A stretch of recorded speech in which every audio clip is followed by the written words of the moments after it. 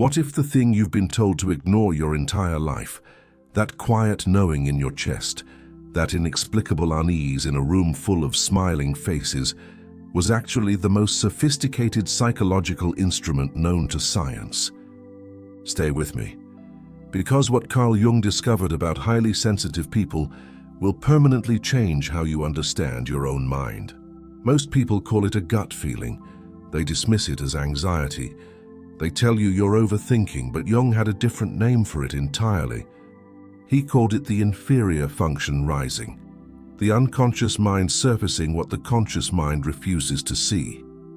And in empaths and highly sensitive people, this function operates at a level most humans never access. Here's what nobody tells you. Your intuition isn't emotion, it's intelligence. And there are 3 specific moments when that intelligence becomes absolutely undeniable. By the time we reach the 3rd one, you'll understand why Jung believed HSPs carry something the modern world desperately needs and consistently tries to silence. You felt it. The person in front of you is saying all the right words, their story is perfectly logical, and yet something inside you pulls back, almost involuntarily, like a hand recoiling from a flame it hasn't touched yet. Carl Jung called this phenomenon unconscious perception. He discovered that the human psyche processes far more information than the conscious mind can register. But in highly sensitive people, that processing doesn't stay underground. It surfaces immediately, viscerally, unmistakably. Here's what's actually happening beneath the surface. The HSP nervous system is neurologically distinct. It processes stimuli more deeply, catches micro-expressions the average person filters out, registers tonal inconsistencies that disappear before the conscious mind can name them. What feels like a mysterious sixth sense is actually your brain running thousands of calculations per second and delivering the result directly to your body before your intellect has even asked the question. Jung understood that the body never lies. He called it somatic knowing, the wisdom stored not in the mind but in the muscles, the chest, the stomach. When an empath feels that inexplicable tightening around someone who seems perfectly fine on the surface, that isn't paranoia, that is data, refined, accumulated, extraordinarily precise data. And here's what makes this particular truth so devastating. The people who have dismissed your intuition the loudest have almost always been the ones it was warning you about. Jung saw this pattern repeatedly. He called it projection of the shadow. When someone works hardest to convince you not to trust your perception, it is precisely because your perception is accurate. You were never wrong. You were just taught to doubt yourself by the exact people who needed you to. This is the one that keeps empaths up at night. Everything looks fine from the outside. Nothing dramatic has happened, no argument, no confrontation, and yet something in you already knows. The connection has shifted. Something invisible has quietly left the room. Jung described this as the empath's access to what he called the collective field of relational energy. He believed that relationships exist not just between people, but in the psychological space they create together. And highly sensitive people don't just participate in that space. They read it, continuously, involuntarily, with extraordinary accuracy. What you're detecting isn't imaginary. It's the absence of genuine presence, the slight withdrawal behind the eyes, the fractional delay before warmth appears. The way someone's energy has become not hostile, not cold, but distant in a way that has no name in ordinary language. Most people need months of escalating conflict to reach the conclusion an empath reaches in a single moment of quiet clarity.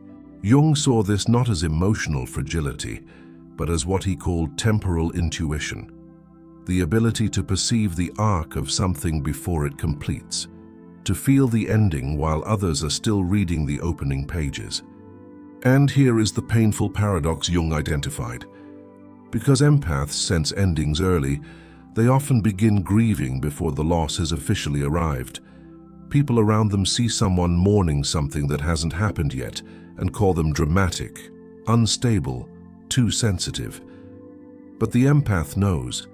And months later, when the thing they sensed finally becomes visible to everyone else, there is no comfort in being right. Only the quiet exhaustion of having carried the truth alone for so long. This is not weakness. Jung was unequivocal about this. The capacity to perceive what others cannot yet see is one of the rarest psychological gifts in human development. The tragedy is not the gift itself. The tragedy is how consistently the world punishes people for having it. This is the one nobody talks about, and it is the most important of all. There comes a moment, after enough betrayal, after enough silence, after enough of giving your depth to people who treated it as ordinary, when something inside the empath shifts. Not dramatically, not with anger or declaration. Quietly, irreversibly. Jung called this the moment of individuation, the point at which a person stops outsourcing their identity to external validation and begins to recognize something immovable within themselves. For most people, this process takes a lifetime and is never fully completed. For the HSP who has been pushed to their limits, it happens in a single crystalline moment of inner recognition. You realize, without needing anyone to confirm it, that what you carry is rare, that your capacity to feel deeply, to sense honestly, to love without performance, is not a defect to be managed, but a depth that most people will never access. You stop waiting for the person who misunderstood you to finally understand. You stop explaining your sensitivity to people who have decided it is a problem. You stop apologizing for the very thing that makes you extraordinary. Jung understood that this shift is not arrogance. It is what he called psychological homecoming, the return to one's authentic nature after years of exile. The empath who reaches this point becomes something genuinely unprecedented. They are no longer available for relationships that require them to be less. They are no longer moved by the approval of people who never truly saw them. They have stopped looking outward for the validation they have finally found within. And this, according to everything Jung spent his lifetime studying, is the most powerful state a human being can inhabit. Not the absence of sensitivity, but sensitivity that has found its own authority. Intuition that no longer needs permission to trust itself. The highly sensitive person who has walked through self-doubt, through dismissal, through the exhausting labor of feeling everything in a world that rewards numbness, that person doesn't become harder.